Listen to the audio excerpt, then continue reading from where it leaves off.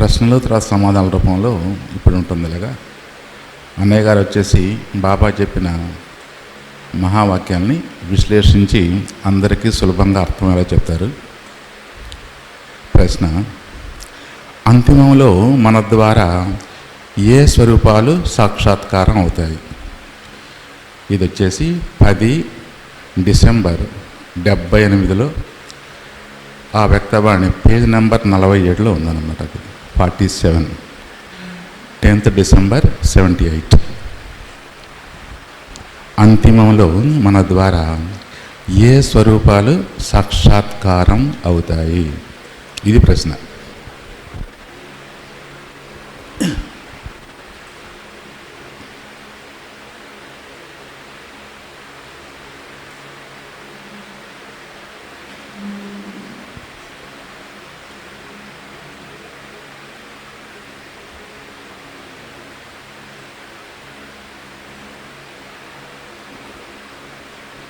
బాబా చెప్తున్నారు,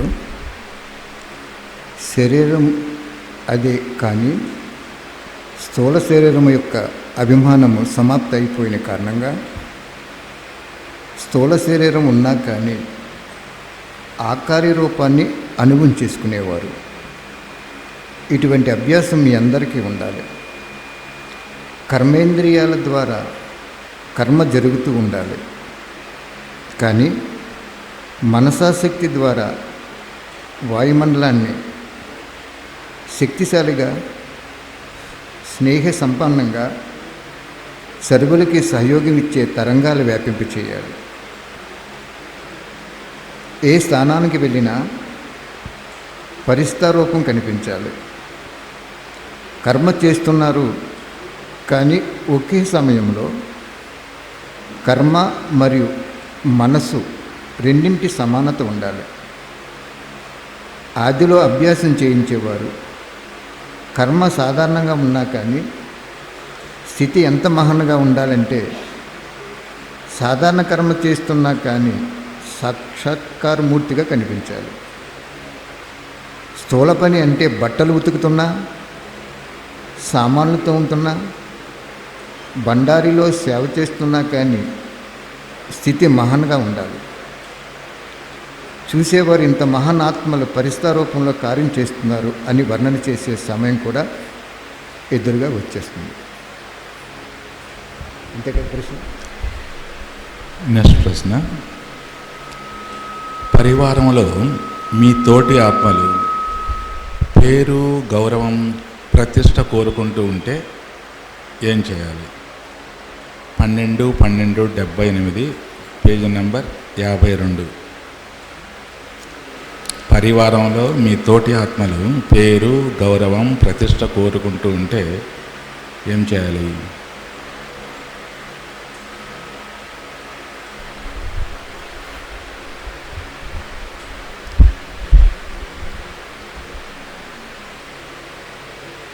page number 52. చాలా wonderful point ఇది. అందరికీ వినపడుతుంది కదా? ఎవరికైనా వినపడకపోతే కన్నబాబుకి చెప్పండి, ఎందుకంటే ఫ్యాన్లు కూడా ఎక్కువైపోయింది ఇక్కడ.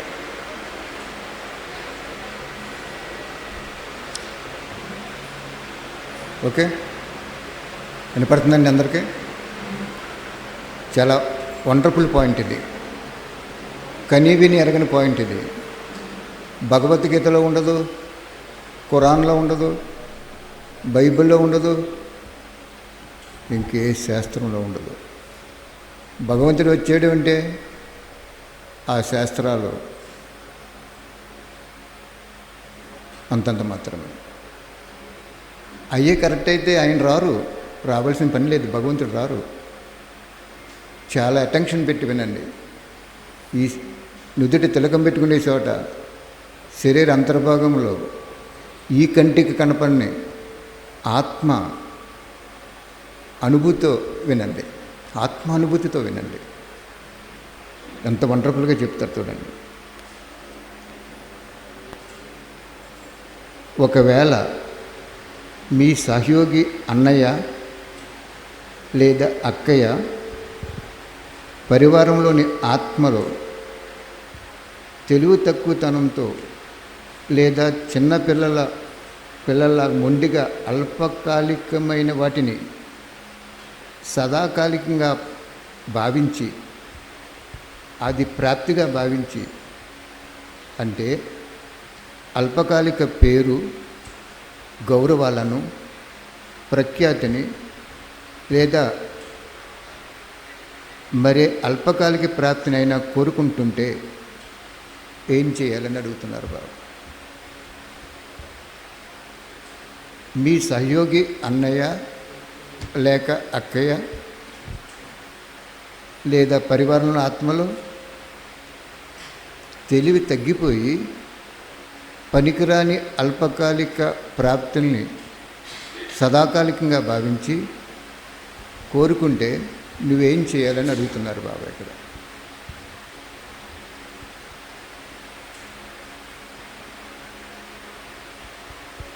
వారికి గౌరవం ఇవ్వండి. స్వయం నిర్మాణంగా ఉండటమే పరోపకారంగా అవటం బాబా చెప్తున్నారు. ఆ ఆత్మ పనికిరాంది కోరుకుంటుందని నీకు తెలుసు, గౌరవం ఇమ్మంటున్నారు బాబా. నువ్వు నిర్మాణంగా ఉండాలంటున్నారు. అంటే గౌరవానికి అతీతంగా ఉండాలి నువ్వు. ఇదే పరోపకారం అవుతుంది అంటున్నారు. ఇలా ఇవ్వటమే సదాకాలికంగా తీసుకోవటం.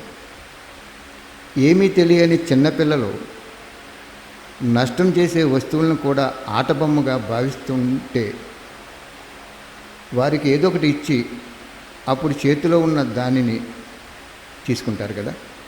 ఎంత చక్కగా ఒడిలో పిల్లలను పెట్టుకుని పాలిస్తున్నట్టు చెప్తున్నాడు పరమాత్ముడు మనకి. ఎవరైనా చిన్నపిల్లలకి చేతికి ఒక సెల్ ఫోన్ ఇచ్చారనుకోండి, వాళ్ళు ఏం చేస్తారు, ఇలా కొడుతున్నారనుకోండి నేలనేసి. వాళ్ళకి అది ఆటగా కనిపించవచ్చు, పాపం తెలియదు అది పనిచేసే వస్తువు అని. అప్పుడు ఎంత బాగా చెప్తున్నాడు చూడండి భగవంతుడు. వాళ్ళకి పనికిరాని వస్తువు చేతిలో పెట్టి పనికొచ్చే వస్తువు నువ్వు తీసుకుని పక్కన పెట్టు అని చెప్తున్నాడు. ఒకవేళ పనికిరాని వస్తువును నువ్వు ఇవ్వకుండా ఆ పనికొచ్చే వస్తువుని పాడు చేస్తున్నప్పుడు మొండిగా నువ్వు తీసుకుంటే వాళ్ళు ఏడుస్తారని చెప్తున్నాడు అక్కడ. ఎంత డీప్గా క్లారిటీ ఇచ్చారో చూడండి బాబు. నీ సహయోగి అక్కయ్య కానీ అన్నయ్య కానీ పరివారంలో ఎవరైనా పనికిరాని ప్రాప్తిగా భావించి వాళ్ళ ఆ మార్గంలో వెళ్తున్నప్పుడు నువ్వు వాళ్ళకి గౌరవి, నిన్ను వాళ్ళు అగౌరవపరిచినా కూడా అగౌరవాన్ని స్వీకరించరు చెప్తున్నారు బాబా అక్కడ. ఏదో ఒకటి ఇచ్చి అప్పుడు చేతిలో ఉన్న దాన్ని తీసుకుంటారు. మొండిగా తీసుకుంటే సదాకాలికంగా నష్టం జరుగుతుంది వాళ్ళ జీవితంలో. అలాగే తెలివి తక్కువ ఆత్మలు కూడా ఆ సమయంలో అల్పకాలిక ప్రాప్తిని, అంటే సదాకాలికంగా నష్టం చేసే విషయాల్ని తమ కళ్యాణంగా సాధనంగా అనుకుంటారు. వారిని బలవంతంగా ఈ విషయాల నుండి తొలగిస్తే చింతలోకి వచ్చేసి వారి పురుషార్థ జీవితాన్ని సమాప్తి చేసుకుంటారు. అందువల్ల ఏదో ఒకటి ఇచ్చి సదాకాలికంగా విడిపించాలి. ఇలా యుక్తియుక్తిగా నడవటం ద్వారా అల్పకాలిక బికారి ఆత్మ ఏం చెప్తున్నారు చూడండి. బికారి అడుక్కునే ఆత్మ అని చెప్తున్నాడు ఇక్కడ. బికారి అల్పకాలిక బికారి ఆత్మ స్వతహాగానే తెలివి తక్కువ నుండి తెలివైందిగా అయిపోతుంది. అర్థమైందా? ఇలా అల్పకాలిక సాధనాలని స్వయం అనుభవం చేసుకుంటుంది. తర్వాత ఇలా తెలివి తక్కువ ఆత్మలపై కూడా పరోపకారిగా అవ్వాలి. ఇటువంటి పరోపకారులు స్వతహాగానే ఉపకారిగా ఉంటారు. ఇవ్వటమే స్వయాన్ని తీసుకోవటం. మహాదానులు స్వతహాగానే సర్వాధికారులు అవుతారు. పరోపకారి యొక్క పరిభాష ఏమిటో అర్థమైందా అంటున్నారు. ఎంత వండర్ఫుల్గా చెప్పారో అర్థమైంది కదా. నెక్స్ట్ పాయింట్కి వెళ్ళిపోవచ్చా? డేట్ చెప్పారు, పేజీ నెంబర్ చెప్పారు. ఈ పుస్తకాలు కొనుక్కొని 8 పుస్తకాలు. ఆ భగవంతుడు పరంధామం నుండి దాది శరీరంలో 12వ తారీఖు 12వ నెల 78వ సంవత్సరంలో వచ్చి మనకు చెప్పారు ఆయన. ఎన్నాళ్ళు అయింది? 43 సంవత్సరాలు అయింది. 43 సంవత్సరాల క్రితం చెప్పారు మీకు. అర్థమైందా? నెక్స్ట్ ప్రశ్న, సత్యత, స్వచ్ఛత, శుభ్రత ఈ మూడు గురించి వివరించండి. ఇది మురళి డేట్ వచ్చేసి 28/12/78, పేజ్ నెంబర్ 62, 62. సత్యత, స్వచ్ఛత, శుభ్రత.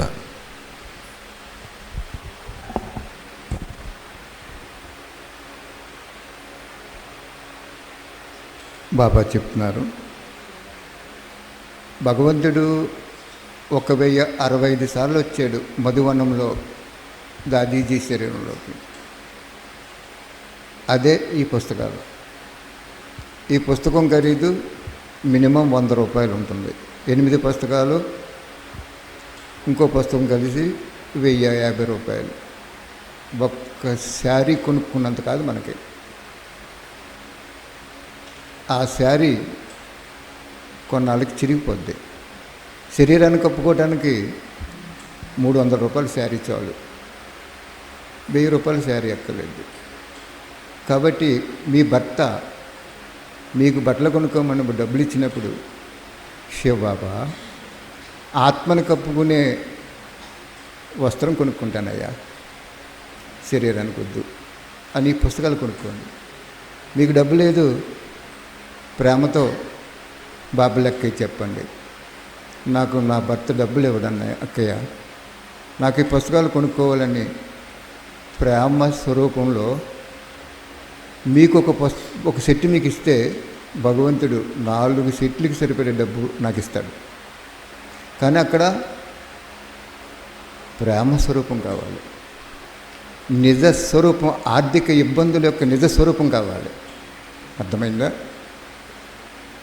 ఇంకా 3 రోజులు ఉంది. పొద్దుట ఒక అక్కకి తీసుకున్నారు. మీరు ఈ బుక్ తెచ్చుకోవటం 52వ పేజీలో ఆ ప్రశ్నలో మీకు ఫోటో స్టార్ట్ తీసి ఇస్తారు. లాస్ట్ని 12 సంవత్సరాల వాణీలు మీ హృదయంలో కూర్చోబెట్టాలని భగవంతుడు నాకు సందేశం ఇచ్చాడు, ఆజ్ఞ ఇచ్చాడు. తెల్లవారుజాముని 1 గంట 2 గంటల మెలకు వచ్చేసేది. పడుకుందాంలే అని పడుకుంటే నిద్ర పట్టేది కాదు. ఆయన అలా చెప్తారులే చూద్దాంలే అనుకునేవాడిని. నిద్ర పట్టేది కాదు. లేచి రాసిన తర్వాత చక్కగా నిద్ర పెట్టేసేది. ఎవరి కోసం? మీకోసం, నా కోసం కాదు, మీకోసం. మీ మీద ఎంత ప్రేమ పెట్టుకున్నాడు, మిమ్మల్ని ఎంతలా తయారు చేయాలనుకుంటున్నాడు. ఎవరైనా ఈ పేజీలో ఈ ప్రశ్నకి జవాబు ఉందని చెప్పే నాదుడు ఎవరు లేరు మీకు. అర్థమైందా? ఈ విలువని తెలుసుకోండి. కొన్నాళ్ళ వీడేపటికి ఇది కూడా మూతపడిపోతుంది. సత్యత మరియు స్వచ్ఛత. సత్యత అంటే ఎవరు ఏ విధంగా ఉంటామో ఆ స్వతహాగా స్వరూపములో స్థితులు అవ్వాలి. అంటే ఆత్మ యొక్క స్వతహా సత్వప్రధాన స్థితిలో స్థితులు అవ్వాలి. రజో మరియు తమో ప్రధాన స్థితులు సత్యత యొక్క స్వతహా స్థితులు కాదు. అది ఆత్మ యొక్క స్థితి ఏంటి? సత్వ ప్రధానం. ఈ సతో రజో ఎందుకు వచ్చిందంటే అది ఆత్మకు అసలు లక్షణం కాదు. బంగారం వస్తువు చేసుకున్నారు, అది వాడగా అరిగిపోతుంది, తరిగిపోతుంది, విలువ కూడా తగ్గిపోతుంది కదా. అలాగే బాబా అంటున్నాడు, ఇది రావణాసురుడి యొక్క సాంగత్యంతో సంబంధించింది. సత్యత అంటే సత్వ ప్రధాన స్థితి, ఇది మొదటి స్థితి. సత్యత అంటే రెండో విషయం. మాట మరియు కర్మలో కూడా సత్యత అంటే సత్యత యొక్క స్థితి సత్వప్రధానం. రజో మరియు తమో ప్రధానంగా ఉందా అంటే చాలా నష్టం తీసుకొస్తుంది. శుభ్రత అంటే స్వచ్ఛత. కొద్దిగా కూడా సంకల్పం ద్వారా కూడా అశుద్ధత అంటే చెడు లేదా అవగుణాలను టచ్ చేయకూడదు. శుభ్రత అంటే మనం ఏమనుకుంటాం, చక్కగా బట్టలు వేసుకుని పౌడర్ రాసుకుని మేకప్ అవ్వాలనుకుంటాం. అస్సలు శరీరం చూడ్డాయన నథింగ్. భగవంతుడికి అసలు శరీరం కనపడదు, మన శరీరం కనపడదు ఆయనకి. ఇక్కడ చెప్తున్నారు చూడండి, శుభ్రత అంటే సంకల్పం ద్వారా కూడా అశుద్ధత అంటే చెడుని లేదా అవగుణాలని టచ్ చేయకూడదు. మన సంకల్పంలో వాళ్ళు అటువంటి వాళ్ళు, ఇప్పుడు రాజకీయ నాయకులను కూడా మనం నిందించకూడదు, ఒక గురువుని నిందించకూడదు, ఒక మతాన్ని నిందించకూడదు, ఎవరిని నిందించడానికి మనకు హక్కు లేదు. అర్థమైందా? స్వచ్ఛత ఇక శుభ్రత అంటే మనం అనుకుంటాం ఇల్లు శుభ్రంగా పెనాయిల్ పెట్టి తుడాలి, అలాగా ఇలాగ అనుకుంటాం. అయితే అది అది అవసరమే కాదని కాదు. భగవంతుడు అటువంటి శుభ్రత చూడడం. ఏం చూస్తానంటున్నాడంటే సంకల్పంలో కూడా నీకు ఒకళ్ళ మీద కానీ అశుద్ధత వచ్చింది అంటే మురికి అంటుకుపోయిందని చెప్తున్నాడు. ఈ తెల్లబట్ట తెల్లగా ఉంది, ఇక్కడ మురికి అంటించండి, మీరు అదే చూస్తారు. ప్రపంచం అదే చూస్తుంది. ఇప్పుడు చెప్పేది జ్ఞానము, చేసేది న్యాయం కాదని చెప్పేస్తుంది. అందుకు బాబా అంటున్నాడు స్వచ్ఛత అనేది నెంబర్ 1, శుభ్రత అనేది నీకు టచ్ అవ్వకూడదు. ఎవరిని చూసినా డాక్టర్ చూడండి, ఎయిడ్స్ వ్యాధితో వచ్చాడు అనుకోండి ఒక పేషెంట్, బాబా చెప్పేవారు నాకు, ఏంటి బాబా నాకు చెప్పవా ఎగ్జాంపుల్ అంటే, నాకు చెప్పేవాడు ఆయన, పైనుంచి నాకు ట్రీట్మెంట్ ఇచ్చేవాడు ఆయన. మీకే ఇస్తాడు, మీరు కాన్సన్ట్రేషన్ ఎక్కువ ఉంటే మీకే ఇస్తాడు. యాసిడ్ కాన్సన్ట్రేషన్ ఎక్కువ ఉంటే శరీరాన్ని కాల్చేస్తుంది, దాన్ని డైల్యూట్ చేస్తే శరీరాన్ని కాల్చలేదు. అలాగే బాబా ఏం చెప్పారంటే, ఒక ఎయిడ్స్ వ్యాధితో కూడుకున్న ఒక పేషెంట్ ఒక డాక్టర్ దగ్గరికి వెళ్ళినప్పుడు డాక్టర్ దాన్ని బాగు చేయటానికే చూస్తాడు తప్ప, నువ్వు చెడుగా తిరిగేవు, భార్య ఉన్నా కూడా నువ్వు చెడుగా తిరిగేవు కాబట్టి అనుభవించాలని శాపం ఇవ్వడు కదా. డాక్టర్ ఇస్తాడా? ఏ డాక్టర్ ఇవ్వడు. అలాగే ఇక్కడ బాబా అంటున్నాడు, జ్ఞాని ఆత్మని చూసినా అజ్ఞాని ఆత్మని చూసినా, దొంగతనం చేసేవాడిని చూసినా, ఏ చెడు పని చేసేవాడిని చూసినా, నీ సంకల్పంలో ఆ చెడు టచ్ అవ్వకూడదు.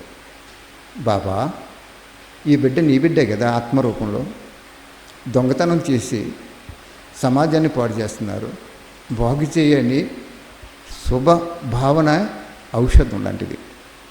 ఆ డాక్టర్ ఏం చేస్తాడు? ఔషధం ఇస్తాడు తప్ప నిందించడు, అతని అవగుణాన్ని వర్ణన చేయడు, ఇతరులకు చెప్పడు, ఆలోచిస్తాడు ఏమని, రికవర్ అవుతుందా లేదా అని.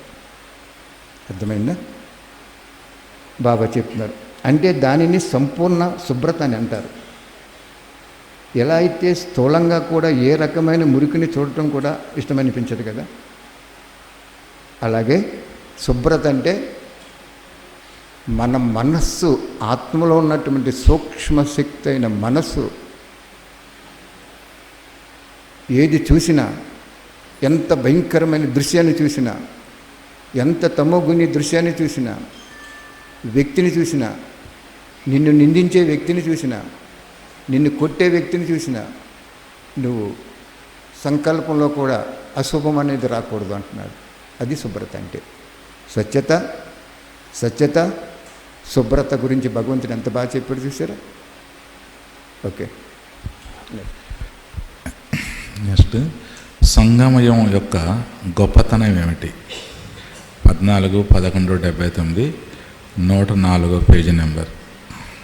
104 104. మీరు అనుకోవచ్చు 64లోంచి 63లోంచి 104 ఎందుకు వెళ్ళిపోయారని కదా అనుకుంటారు మీరు. అన్కామన్ పిక్యులర్ పాయింట్స్ అంటారు దీన్ని. ఒక చోట చెప్పింది ఇంకో చోట కూడా చెప్తారు భగవంతుడు, కొంచెం ట్విస్ట్ చేస్తాడు అక్కడ. నేను అడిగేవాడిని, సారం ఒకటే కదయ్యా, ఎందుకు నువ్వు అలా చెప్తావంటే, బాబా అన్నారు, అమ్మ అని బిడ్డ మాటలు వస్తున్నప్పుడు తల్లి ఏం చెప్తుంది? నాన్నను నాన్న నాన్న అని అభ్యాసం చేయించదు కదా, అలాగే నేను చేయించున్నాను అన్నాడు. అర్థం అంచేత మేము ఏం చేస్తున్నామంటే ఆ చెప్పింది పాయింట్ని సైడ్ ట్రాక్లో పెట్టేస్తున్నాం. మిమ్మల్ని అంత పవర్ఫుల్గా తయారు చేస్తున్నాడు బాబా. మీరు గ్యాస్ పెట్టుకోండి, ఈ 1050 రూపాయలు పెట్టి పుస్తకాలు కొనుక్కోండి, మీరు ఇంట్లో పెట్టుకోండి. రేపు ఇంటర్నెట్ అన్నీ కట్ అయిపోతాయి, no doubt at all. Silence శక్తిలోంచి సైన్స్ శక్తి ఉత్పన్నమవుతుంది. ఆ సైలెన్స్ శక్తి ప్రఖ్యాత అయినప్పుడు సైన్స్ శక్తి సమాప్తి అయిపోద్ది. అప్పుడు మీకు పనిచేస్తాయి పుస్తకాలు. ఇప్పుడు మేము చెప్పేవాళ్ళుగా ఉన్నాం, మీరు వినేవాళ్ళుగా ఉన్నారు, కానీ వినియోగించే వాళ్ళుగా అవ్వాలి. Page number 104 104. 104.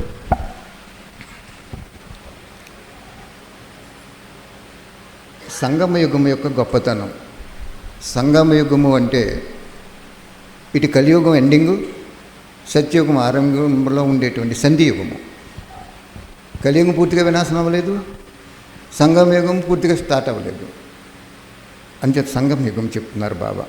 ఆ యుగంలోనే భగవంతుడు వస్తాడు. సంగమయుగం యొక్క గొప్పతనము, సంగమయుగము పురుషార్థి జీవితము మరియు భవిష్యత్తు జన్మలో ప్రాలబ్ధం యొక్క జన్మలను తయారు చేసుకునేది. కొంతమంది పిల్లలు భావిస్తున్నారు 1 ఇవ్వండి 1,00,000 పొందండి అని. కానీ శివబాబా చెప్తున్నారు, ఏదైతే ప్రతిజ్ఞ చేశారో ఆ ప్రతిజ్ఞ భవిష్యత్తు కోసం అని అనుకుంటున్నారా? కానీ కాదు. ఈ ప్రతిజ్ఞ సంగమ యుగానిదే. ఎలా అయితే ఇది సర్వశ్రేష్ఠ సమయమో, సర్వశ్రేష్ఠ జన్మయో, సర్వశ్రేష్ఠ టైటిల్ ఉన్నాయో, అదేవిధంగా సర్వప్రాప్తుల యొక్క అనుభవం, అన్ని ప్రతిజ్ఞల యొక్క ప్రాప్తి ఈ సమయంలో లభిస్తుంది. భవిష్యత్తులో ఉంటుంది, కానీ భవిష్యత్తు కంటే కూడా వర్తమానం శ్రేష్టం. ఈ సమయంలో ఒక అడుగు వేస్తున్నారు అనగా బాబా నేను నీ వాళ్ళం అని ఒక సంకల్పం పిల్లలు చేస్తున్నారు. దానికి బదులుగా శివబాబా ప్రతి సంకల్పము, మాట, కర్మలో నేను నీవాడిని అని అనుభవం చేస్తున్నారు. అనగా బాబా నీవారైపోయారు. ఒక్క సంకల్పానికి బదులు సంగమయుగం జీవితం అంతా భగవంతుడితో ముడిపడి ఉంటుంది. ఒకటికి కేవలం రక్షలెట్లు లభించడం అనేది ఈ ఒక్క సంగమయుగంలోనే ఉంది. ఎప్పుడు కావాలంటే అప్పుడు, ఎలా కావాలంటే అలా, ఏది కావాలంటే అది బాబా మీకు సేవాదారి రూపంలో బంధింపబడి ఉన్నారు. భగవంతుడు మనకు బంధింపబడి ఉన్నారు. కనుక 1కి 1,00,000 రెట్లు కాదు, అనేక సార్లు ఫలితం ఇస్తున్నారు. నడుస్తూ వర్తమాన సమయం యొక్క గొప్పతనాన్ని మర్చిపోతున్నారు మీరు. ఈ సంగమ యుగానికి వరదానం ఉంది. అది ఏమిటో తెలుసా? స్వయం వరదాతయే నీ వారు అయిపోయినప్పుడు, వరదాత నీ వారు అయిపోయారు, ఇక మిగిలింది ఏంటి? ఏమీ లేదు కదా. బాబా చెప్తున్నారు, ఈ సంగమ యుగంలో 1కి 1,00,000 రెట్లు ప్రాప్తి. భవిష్యత్తు అనేది ఆ వచ్చిన ప్రాప్తిని మీరు సద్వినియోగం చేసుకుంటే భవిష్యత్తు ఏర్పడుతుంది, లేకపోతే ఏర్పడదు. అర్థమైందా? సంగమయుగం యొక్క ఆయుష్ చాలా చిన్నది. ఆయుష్ చెప్పరు, చిన్నది, దట్స్ ఆల్. 1కి 1,00,000 రెట్లు ప్రాప్తి అంట. ఒక టూత్ బ్రష్గా ఒక టూత్ పేస్ట్ ఇవ్వాలంటే మనకి 1 కొంటే 1 ఇస్తారు, లేకపోతే 2 ఇస్తారు. వారు ఎందుకు ఇస్తారంటే అక్కడ తయారు చేసిన ప్రొడక్టు డేట్ ఎక్స్పైర్ అయిపోతుందని బయట పాడేసే బదులు కస్టమర్కి, నా దేవుళ్ళు కాబట్టి నా కస్టమర్కి ఇవ్వాలని ఇస్తారు వాళ్ళు. అంతేనా? అది కరెక్ట్ అయితే ప్రతి ట్రిప్ ఇవ్వాలి కదా. అక్కడ డేట్ ఎక్స్పైర్ అయిపోతున్నప్పుడు ఎందుకు ఇస్తారు? కానీ ఈ భగవంతుడు ఉన్నాడే, ఆ జ్యోతి స్వరూపుడు ఉన్నాడే, సృష్టికర్త ఉన్నాడే, నీ ఆత్మని, ఆరిపోతున్న ఆత్మని జ్ఞానమనే నూనె పోసి వెలిగించాడే, అతను 1,00,000 రెట్లు ఇస్తాడు. ఎప్పుడు? నీ ఆత్మలో ఉండేటువంటి అనుభూతి పర్సంటేజ్ని పెట్టిస్తాడు. అర్థమైందా? చేసి చూడండి. నేను గొప్ప చెప్పుకోవద్దు, పిల్లలు అంటారు డాడీ స్టేజ్ మీద అస్సలు మా గురించి కానీ నీ గురించి కానీ చెప్పొద్దు అంటారు. నేను అనుకుంటాను, ఎందుకు వీళ్ళు వద్దంటున్నారంటే బాబా అంటారు, వీళ్ళు కారణ జన్మలు నీకు నేను ఇచ్చాను, వాళ్ళు నీకు సోదరాత్మలు, వాళ్ళకు కూడా చెప్పాలి కదా అంటారు. మరి బాబా అమలాపురంలో 6 లక్షలకి 25 సంవత్సరాల క్రితం బిల్డింగ్ అమ్మించారు. ఈరోజు ఇక్కడ కొనిపించి, ఏ బ్రాహ్మణాత్మ ధనం కాదది, బాబా ధనం. 1,000 పుస్తకాలకు ఒక్కొక్క రూపాయి వేసుకొని వాళ్ళ బాబా నేను వేసుకుంటే నాకు ప్రాప్తయ్యా, నువ్వు ఇచ్చావు, అక్కడ అమ్మింది ఇక్కడ ఇచ్చావు, ఎందుకు నాకు ఇది, మళ్ళీ ఊబిలో దింపుతున్నావు అనుకుని ఈరోజు అది బాబా 1,000 రూపాయలు వేసుకునేలాగా సద్వినియోగం చేశాడు. ఇచ్చాడా లేదా ఇక్కడ? నిలబెట్టాడా లేదా ఇక్కడ? ఆయన ప్రతిజ్ఞ కరెక్ట్ అయిందా లేదా? ఎంత గొప్పవాడు అతను! అబద్ధం ఆడతాడా భగవంతుడు? అసలు అబద్ధం అంటే ఏంటో తెలుసా ఆయనకి? అవినీతి అంటే ఏంటో తెలుసా? కాబట్టి మీరు కూడా సద్వినియోగం చేసుకోండి. ఎంత గొప్పవాడంటే చెప్తున్నాడు, ఈ సంగమ యుగములో నీకు 1,00,000 రెట్లు ప్రాప్తిని ప్రసాదిస్తాం. భవిష్యత్తు కూడా క్యారీ అవుట్ అవుద్ది. కానీ అక్కడ కండిషన్ క్లాజ్ పెట్టాడు. అక్కడ ఏమనంటే, ఆ త్యాగం ద్వారా వచ్చిన 1,00,000 రెట్ల ఫలితాల్లో మళ్ళీ దాన్ని నువ్వు మళ్ళీ నా ప్రత్యక్షత కోసం ఉపయోగిస్తే జన్మ జన్మలు నీకు క్యారీ ఫార్వర్డ్ అయిపోద్దని చెప్పి ఎందుకు చెప్పాడు ఇది? ఇక్కడ చాలా క్లారిటీ ఇవ్వాలి. ఇక్కడ చదువుకి వెళ్ళిపోతే వాటికి ఒక 20 ప్రశ్నలు అయిపోతాయి. క్లారిటీ ఇస్తున్నారు చూడండి బాబా. నేను అడిగాను, నాకు అర్థం అవ్వట్లేదు బాబా, చాలా క్లియర్గా చెప్పాలంటే బాబా ఏమన్నారంటే, మీరు త్యాగం చేశారు, నేను సత్యయోగం రాను, కాబట్టి నేను మీకు రుణపడిపోతున్నాను. ఇది రుణానుబంధంతో సంబంధించిన క్షేత్రం. ఇది ఈ క్షేత్రంలో నేను పాత్ర అభినయిస్తున్నప్పుడు ఆ లా కూడా నాకు అప్లై అవుతుంది. కాబట్టి నేను మీరు ఒకటిస్తే 1,00,000 ఇస్తాను. అప్పుడు మీరేమనుకుంటారంటే, అహంకారం పెరిగిపోయి, ఆలోచన పెరిగిపోయి, ఇందాక చెప్పాడు కదా, మీ సహోదరి అయిన అక్కయ్య లేదా అన్నయ్య లేదా పరివారంలో ఎవరైనా అల్పకాలిక ప్రాప్తిని సదాకాలికంగా భావించి పాత్ర అభినయిస్తున్నప్పుడు నువ్వు పరోపకారిగా ఉండి, గౌరవానికి అతీతంగా ఉండి, వాళ్ళని గౌరవించి ఉంటే ఆ సమయంలో ఆ పరవశించిన ఆత్మ అది ఆ ప్రాప్తిని పొంది కొన్నాళ్ళ తర్వాత ఇది అప్రాప్తి అని అనుభవం చేసుకుంటుందని చెప్పాడు. ఒకవేళ ఆ ప్రాప్తికి నువ్వు సహయోగం అవ్వకపోతే ఆ ఆత్మ జ్ఞానం నుంచి వంచితం అయిపోద్ది. నేను చెప్పాలంటే మీరు నన్ను తిడతారు. ఇంత డెప్త్ నేను చెప్పానంటే ఇంకా డెప్త్ ఉంది దానికి. నాకు చెప్పారు బాబా, చెప్పకూడదు. అలా చెప్పి నేను కొంతమందికి విరోధిగా అయిపోయాను కూడా. కానీ అంత డెప్త్కి వెళ్తాం వల్లే నన్ను ఎన్నుకున్నాడు భగవంతుడు. ఇంకా చెప్పమంటారా? చెప్పను, చెప్పకూడదు. కాబట్టి ఇక్కడ బాబా ఏం చెప్తున్నాడు, సంగమయుగంలో అతను రుణం తీర్చేసుకున్నాడు. రూపాయి ఇచ్చావు నువ్వు, 1,00,000 ఇచ్చాడు. నేను ఒకప్పుడు హౌసింగ్ బోర్డులో ఉన్నప్పుడు వ్యాన్ కొనుక్కోవడానికి డబ్బులు ఉండేవి కావు మాకు. మేము చాలా అంతిమ జన్మలు చాలా ధనవంతులు. కానీ ఈరోజు 2 కార్లు ఇచ్చాడు. అక్కడ 10 లక్షల 2 కార్లు. 60,000 కారు కొనుక్కోలేకపోయాం ఒక 25 సంవత్సరాల క్రితం. అది అవసరం సేవకి. ఇవ్వలేదు బాబా, ఇప్పుడు ఇచ్చాడు. ఇచ్చేటా లేదా? అప్పుడు ఏమంటున్నాడు ఆయన, ఆ ఇచ్చినటువంటి లక్ష నీ సుఖానికి కాదయ్యా, నువ్వు అంతస్తులు వేసుకోవటానికి కాదయ్యా, నువ్వు చేయి పెడితే వాటర్ వచ్చే మిరాకిల్, ఇటువంటి పాపభూయిష్టమైన పాత ప్రపంచంలో సుఖాలు అనిపించడానికి కాదయ్యా. ఆత్మలు దాహంతో ఉన్నారు, భగవంతుడు ఎక్కడున్నాడు అని ఏడుస్తున్నారు, అరుస్తున్నారు, పిలుస్తున్నారు, నీకు వినపట్టలేదా అని అడుగుతాడు. వాళ్ళ కోసం ఇవ్వాలి మనం. ఆ ₹1,00,000 పుస్తకాలు ఖర్చు పెట్టేయండి మీరు, ఇంకో 1,00,000 ఇచ్చేస్తాడు.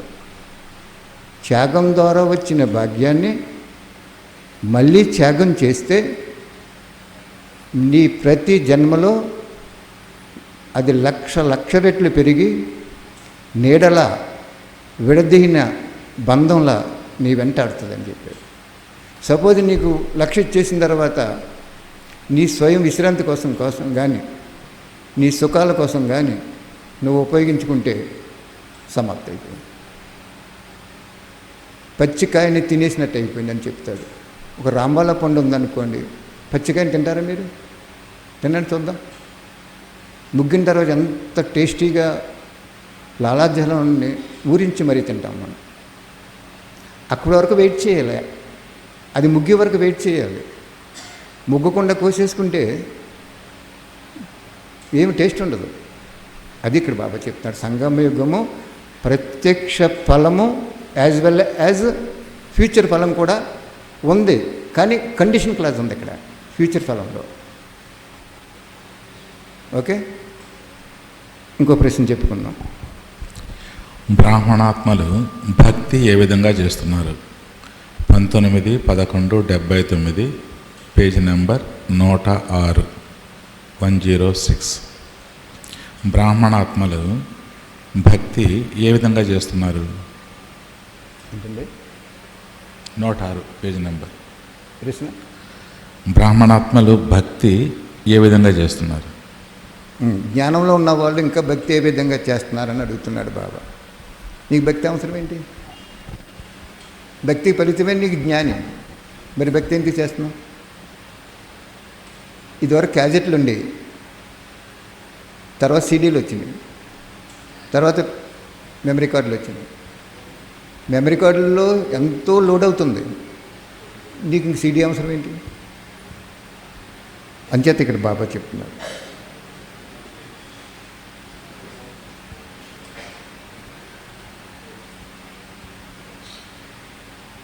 వాస్తవ విషయాలు కానీ కర్మల ఖాతాను పూర్తి చేయడానికి, లేదా ధారణలకు పరీక్ష పెట్టడానికి, లేదా మీ స్థితిని పరిశీలించడానికి ఈ విషయాలు జీవితంలో కొత్త కొత్త రూపాల్లో వస్తుంటాయి.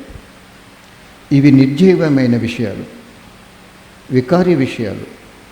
కానీ ఇలాంటివి ఎదురుగా వచ్చినప్పుడు జడమూర్తులలో ప్రాణం నింపునట్లుగా వీటిని కూడా చాలా విస్తారం చేస్తున్నారు.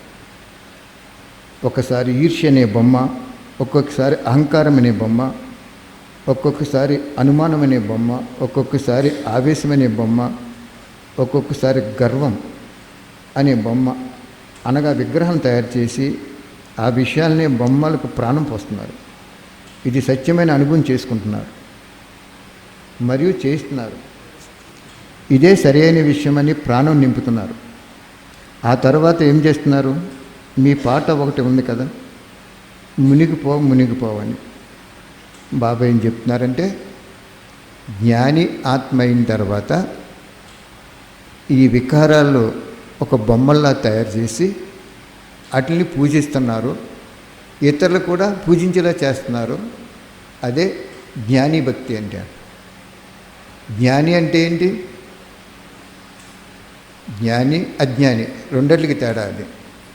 కాబట్టి బాబా అంటున్నారు, జ్ఞాని ఆత్మ భక్తి ఆత్మగా ప్రవర్తించడం అంటే క్రోధంలో కానీ, ఈర్ష్యలో కానీ, అహంకారంలో కానీ, గర్వంలో కానీ ఉంటే అదే భక్తి ఆత్మ యొక్క లక్షణం అని చెప్తున్నారు. Okay, next. నింద, అవమానం సమయాల్లో మన స్థితి ఏ విధంగా ఉండాలి? నింద, అవమానం ఈ రెండు సమయాల్లో మన స్థితి ఏ విధంగా ఉండాలి? 23/11/79 పేజ్ నెంబర్ 113 113.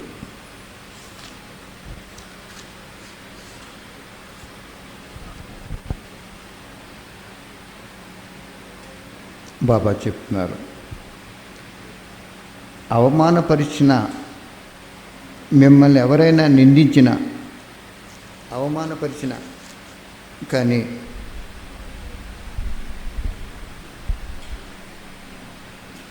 వాళ్ళపై మీరు పూలవర్షం కురిపించండి. వారు ఇలా అన్నారు, అందువల్ల ఇలా అయింది అని అనకండి. ఎవరు ఏం చేసినా, ఒకవేళ తప్పు చేసినా కూడా మీరు మాత్రం సరిగ్గా ఉండండి.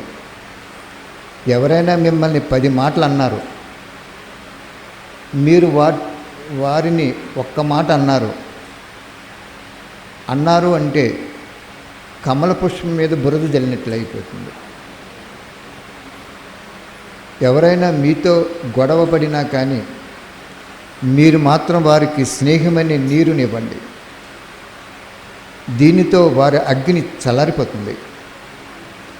ఇలా ఎందుకు అన్నారంటే వారిపై నూనె వేసినట్లే. సదా నమ్రత అనే దుస్తులు ధరించండి, నమ్రత అనే కవచము ధరించండి. సంస్కారాలు అయితే రకరకాలుగా ఉంటాయి, కానీ ఆ సంస్కారాల యొక్క ప్రభావం మీపై ఉండకూడదు. సంస్కారాలు అయితే అంతిమ వరకు కొంతమందికి దాసీ సంస్కారాలు, కొంతమందికి రాజా సంస్కారాలు. సంస్కారాలు మారిపోవాలని ఎదురు చూడకండి, కానీ నాపై ఎటువంటి ప్రభావం పడకూడదని అనుకోవాలి. ఎందుకంటే ప్రతి ఒక్కరి సంస్కారాలు రకరకాలుగా ఉంటాయి. ఎవరో ఒకరు మాయ రూపంలో అయ్యి వస్తూనే మీ ముందు ఉంటున్నారు. ఇదైతే సమాప్తి అవ్వదు, కానీ దానిలో స్వయం సాక్షిగా మరియు కమలపూస సమానంగా రక్షణగా ఉండాలి. అర్థమైందా? అనుభవిందా అంటున్నారు బాబు. మిమ్మల్ని ఎవరు నిందించినా, ఎవరు అవమానపరిచినా మీరు మాత్రం వాళ్ళకి స్నేహం ఇవ్వండి అంటున్నారు బాబు. ఇది లాస్ట్ కొంచెం క్లారిటీ ఇచ్చి ఆపుతాను. అందరూ కూడా అమృత వేళ మాత్రం రండి. అమృత వేళ కూడా ఈ వాణి చెప్తారు బాబా. ఇక్కడ చాలా ప్రశాంతమైన పాయింట్స్ ఉన్నాయి. ఏమంటున్నారు బాబా? నిన్ను ఎవరైనా నిందించిన, అవమానపరిచిన వాళ్ళకి నువ్వు స్నేహం ఇవ్వమంటున్నావు. ఎందుకు చెప్పారండి ఇలాగా? వాళ్ళు 10 సార్లు నిన్ను నిందించినప్పుడు నువ్వు ఒక్కసారైనా వాళ్ళు నిందించేవంటే కమల పుష్పము కాండం బురదలో ఉంటుంది, పుష్పం బురద పైకి ఉంటుంది. ఆ బురద ఆ పుష్పం మీద పడితే ఇంకా పుష్పం పూజకి పనిచేయదు. అలాగే నువ్వు ఒక్కసారి నిందించినా కూడా నువ్వు కమల పుష్పంగా తయారవలేవన్నారు. దీని అనాలిసిస్ రిపోర్ట్ తీసుకోవాలి. దీని అనాలిసిస్ రిపోర్ట్ తీసుకోవాలంటే ఇంకొక 2-3 వాణిలు ఇక్కడ క్లబ్ చేయాలి. ఎందుకంటే నువ్వు సత్యమే. ఆతల వాళ్ళు నిన్ను నిందించారు, అసత్యమని ప్రసారం చేశారు.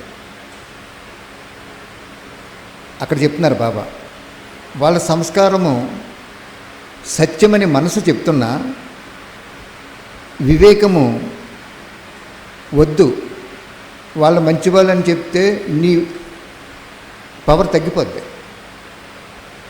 అని వివేకం చెప్తుంది. అప్పుడు ఆ వాణిలో ఏం చెప్తారంటే, మనసు సత్యమని చెప్పింది, వివేకము అహంకారంతో అసత్యంగా పరిగణింపబడినప్పుడు ఆ ఆత్మహత్య చేసుకున్నంత మహాపాపం తయారైపోద్దండి ఆత్మ. నువ్వు కూడా అలాగ ఉన్నావు అనుకో, నీకు తయారైపోద్ది. పేడ అక్కడ ఉంది, దాటి వెళ్ళిపోవడం మనం. దాని మీద బెడ్ వేసామనుకోండి, మన ముఖానికి వచ్చేస్తుంది. ఆ బెడ్ కూడా ఆ పేడలో అతుక్కుపోద్ది. దాటి వెళ్ళిపోవటం అనేది, అక్కడ ఒక జంతువు పేడ వేయటం అనేది అది సహజం. పాపం దానికి తెలియక రోడ్డు మీద వేసింది. అది దాటి వెళ్ళిపోవటం నీ ధర్మం. అది బెడ్ వేసేవనుకో ముఖం ఇచ్చి తిరుగుతుంది. అంచేత ఈ ప్రపంచంలో సత్యమైన వాళ్ళని నిందించే వాళ్ళు కోకొల్లలు ఉంటారు. భగవంతుడినే నిందింటారు. కాబట్టి నువ్వు కమల పుష్పంగా తయారవ్వాలంటే ఆ నిందను స్వీకరించొద్దు అన్నాడు. ఇంకో ట్రేడ్ సీక్రెట్ చెప్పనా, ఎందుకు స్వీకరించొద్దు అన్నాడంటే, జ్ఞాని ఆత్మకి కొన్ని సూక్ష్మ పాపాలు కూడా ఉంటాయి. ఆ సూక్ష్మ పాపాలు న్యూట్రల్ అవ్వవు. అప్పుడు ఇతర ఆత్మలు నీ సత్యాన్ని గ్రహించి కూడా అసత్య ప్రసారం చేసినప్పుడు ఈ సూక్ష్మ పాపాలు వాళ్ళకి ట్రాన్స్ఫర్ అయిపోతాయని చెప్పాడు. వాహ్, వండర్ఫుల్ పాయింట్స్ అన్నమాట. మిమ్మల్ని ఎవరైనా తిడుతున్నారనుకోండి, మీరు అమృతవేళ లేవలేదనుకోండి, పాపం తయారైందనుకోండి, ఇంక మనం అమృతవేళ లేవం. బాబా మనవాడే కదా, పర్వాలేదు అనుకుంటాం. కానీ చాలా పర్ఫెక్ట్గా ఉంటాం మనం, మోసం చేయం. భగవంతుడిచ్చిన ప్రతి పైసాని విశ్వ కళ్యాణంలో ఆయన ప్రత్యక్షం అవ్వాలి అని ఆలోచిస్తాం. కానీ అమృతవేళ లేవం. ఎందుకు లేవంటే బాబా మనవాడైపోయి పర్వాలేదు అనుకుంటాం. అదొక వెరైటీ సోమర్తనం. అప్పుడు యాజ్ పర్ యాజ్ రూల్ ప్రకారం పాపం తయారైపోద్ది. అక్కడ అగ్ని చంటి పిల్లవాడు వచ్చి చెయ్యేస్తే, అయ్యో చంటి పిల్లవాడు తెలియక పట్టుకున్నాడని కాలటం మానేస్తుంది, అది కాల్చేస్తుంది. అందుకు బాబా ఏం చెప్తున్నారు ఇక్కడ, ఈ సూక్ష్మ పాపాలు ఆ సత్యాన్ని గ్రహించి కూడా అసత్యంగా చిత్రించిన ఆత్మకి ట్రాన్స్ఫర్ అయిపోతావు. అంటే నువ్వు సంపూర్ణం అయిపోయావు. అక్కడ ఇంకా అర్థం అవ్వలేదు బాబా, నాకు ఇంకా డీప్గా చెప్పాలి అని అనుకుంటే 8 నెలల్లో చదివించేసాడు ఈ వాణిలన్నీ బాబా. 89లో నేను జ్ఞానంలోకి వచ్చినప్పుడు. అప్పుడు బాబా ఏం చెప్పారు అంటే చాలా డీప్గా చెప్పారు. ఒక కారు కొన్నారు ఒకళ్ళు, లేకపోతే కొన్నారు, ఒక ఫ్రిడ్జ్ కొన్నారు. లేకపోతే అతను ఏం చేస్తాడు, ఇన్స్టాల్మెంట్ కట్టండి, ఓ 20% 10% డబ్బు కట్టండి, మిగిలింది నెల నెల కట్టమంటాడు. ఓకే అంటాడు కస్టమరు, ఓకే అంటాడు డీలరు. కానీ అక్కడ ఒక గ్యారంటీ సంతకం కావాలంటాడు. అప్పుడు ఎవరినో తీసుకొచ్చి మనం గ్యారంటీ పెట్టించామనుకోండి, ఇతను కట్టకపోతే అతని చేత కట్టించేసుకుంటారు. అక్కడ ఆ గ్యారంటర్ ఎవరో సర్టిఫై చేసాడు. అక్కడ అతను కట్టకపోతే నేను కడతాను నేను. అలాగే ఇక్కడ శివబాబా ఏం చేస్తున్నాడు, నా బిడ్డ చాలా సత్యమయ్యా, నీ మనసు చెప్తుందయ్యా సత్యమని, నీకు పేరు కావాలి, గౌరవం కావాలి, ఇతన్ని అనగతొక్కేయాలని నువ్వు ఆత్మను అసత్యంగా నువ్వు చిత్రించున్నావు. కాబట్టి ఆ ఆత్మలో ఉండేటువంటి సూక్ష్మాతి సూక్ష్మం, చాలా సూక్ష్మం, అవి పెద్ద లెక్కలో కావు ఇన్ఫెక్ట్. కానీ అది కూడా ఉండకూడదు. ఇక్కడ ఇంత నల్ల మచ్చ ఏదైనా బురద పడిందంటే పెద్దదిగా కనపడుతుంది, చిన్నది సూది మొన మోపినంత మచ్చ కూడా కనపడిపోద్ది. అంచేది భగవంతుడు ఏం ఆశించాడంటే, నా బిడ్డ అంత సూక్ష్మంగా కూడా ఉండకూడదని ఆలోచించాడు. అప్పుడు ఎవరైతే నిన్ను నిందించారో వాళ్ళకి ఈ సూక్ష్మాతి సూక్ష్మమైన పాపం ట్రాన్స్ఫర్ అయిపోతుంది. అప్పుడు నీకు వెల్లవిశ్వరా వేడా, నీకు శత్రువా వేడా, నిన్ను కలత చెందేటువంటి వాడా వేడా. చూడండి ఎంత గొప్ప దివ్య జ్ఞానమో చూడండి. అన్ని వాణిలు పట్టుకొచ్చి అక్కడ అటాచ్ చేస్తే దీని క్లారిటీ వస్తుంది. అక్కడ అర్థమైందా? హోమియోపతిలో ఒక డాక్టరు యాంటీబయాటిక్స్ ఇచ్చారు ఒక పేషెంట్కి. చాలా రకాల వ్యాధులు తగ్గి ఇంకో కొత్త రకాల వ్యాధులు వచ్చినాయి.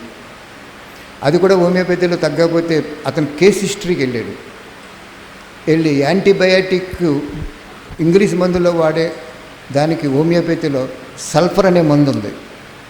ఆ మందు వేసినప్పుడు యాంటీబయాటిక్ వలన వచ్చిన సైడ్ ఎఫెక్ట్స్ ఆటోమేటిక్ క్లోజ్ అయిపోయింది. ఆ సల్ఫర్లో రాయడు అలాగా, కానీ అక్కడ డీప్గా వెళ్ళాడు అక్కడ పాయింట్. అదేవిధంగా ఇటువంటి జ్ఞానము మీకు ఇంకే జన్మలోనే రాదు.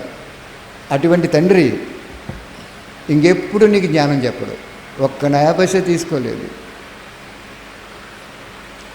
కులం చూడలేదు, మతం చూడలేదు, స్త్రీ పురుషులని చూడలేదు, అందరికీ జ్ఞానం చెప్పాడు. అర్థమైందా? కాబట్టి ఇక్కడ ఏం చెప్తున్నాడు బాబా? లాస్ట్ పాయింట్, సంస్కారానికి వశమైన ఆత్మ ఎవరైనా నిన్ను నిందించినప్పుడు వాళ్ళ సంస్కారం అదే అనుకోవాలి. నువ్వు అస్సలు మాట్లాడకూడదు. నువ్వు అది ఒక పుష్పమాల అనుకోవాలి. నువ్వు బాబా ఈ ఆత్మను కూడా రక్షించని అనుభవం చేసుకోవాలి. అప్పుడు సంపన్నం అయిపోతావు. ఓకే, ఆ భగవంతుడికి చాలా మంచి పాయింట్లు బాబా చెప్పించారు. బాబాకి థ్యాంక్స్. మీరు ఈ పుస్తకం 78 నుంచి 82 సంవత్సరాలు, 78, 79, 80, 81, 82, 5 సంవత్సరాలు వాణీలు, చాలా అద్భుతమైన వాణీలు. మీకు 4 రోజులు అయిపోవాలని ప్లానింగ్. అయిపోతాయి కూడా, చేంజ్ చేస్తారు బాబా. ఓకే, కొనుక్కోండి ఈ పుస్తకాన్ని. ఈ పుస్తకాలు సెట్లు కొనుక్కోండి, ఒక సెట్ కొనుక్కోండి. రేపు మనం సైలెంట్లోకి వెళ్ళిపోయే చేస్తాడు బాబా. ఏ రోజైనా మీరు ఊహించారా ఇక్కడికి వస్తారు, ఇక్కడ బట్టి జరుగుతుంది, 1 కోటి పుస్తకాలు పూర్తవుద్దని అనుకోలేదు కదా మనం. అనుకోందే అద్భుతం, అనుకున్నది జరగపోవటమే దురదృష్టం. వీరంతా అదృష్టవంతులు. Okay, thank you Baba, thank you very much. ఓం శాంతి. బాబా చెప్పిన అవ్యక్తవాణి పాయింట్స్ ఇంత చక్కగా మనకందరికీ అర్థమయ్యేలా చెప్పించినందుకు బాబాకి, చెప్పినందుకు అన్నయ్య గారికి చాలా చాలా థ్యాంక్స్.